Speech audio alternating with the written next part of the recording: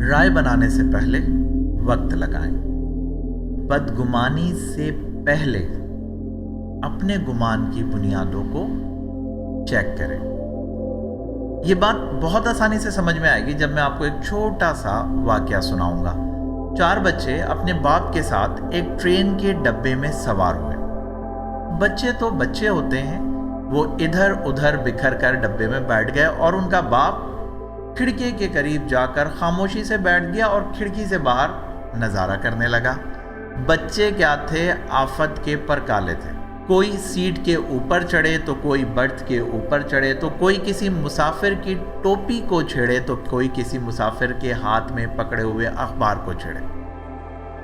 ہر مسافر ان بچوں سے پریشان، لیکن اس کے ساتھ ساتھ ان بچوں کے والد پر سب سے زیادہ نالاں، سب سے زیادہ غصے میں کہ یہ کیسا باپ ہے، اس سے یہ بچے نہیں سنبھالے جاتے، کیسا بے حس باپ ہے، نکما باپ ہے، کیا مصیبت ہے، یہ ان کو سنبھالتا کیوں نہیں، انہیں بتاتا کیوں نہیں کہ بھائی ایسے سفر نہیں کر سکتے، بچے ہیں کہ کیا مصیبت ہے۔ اتنے میں ایک مسافر سے رہا نہیں گیا، اس کی برداشت سے باہر ہوا، تو اس نے اس صاحب کو مخاطب کر کے کہا کہ وہ بھائی صاحب اپنے بچوں کو تو سنبھالیں، دیکھیں کیا کیا انہوں نے۔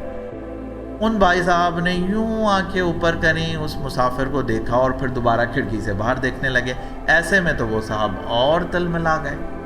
انہوں نے کہا یار آپ کی سمجھ میں نہیں آ رہا، آپ کو دکھائی نہیں دے رہا؟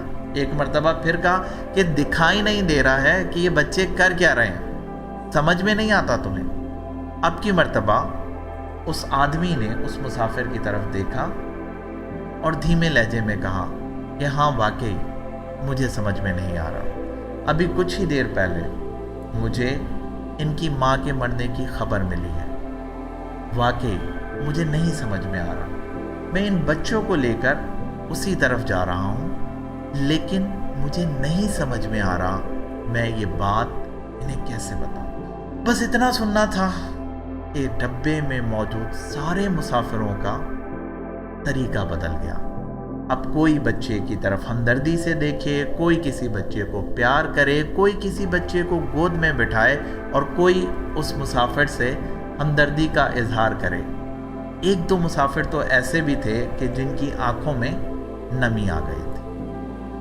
بات یہاں ختم، واقعہ یہاں ختم، لیکن سمجھنے کی جو بات ہے وہ یہ کہ زندگی میں ضروری نہیں جو کچھ نظر آ رہا ہے وہی اصل ہو۔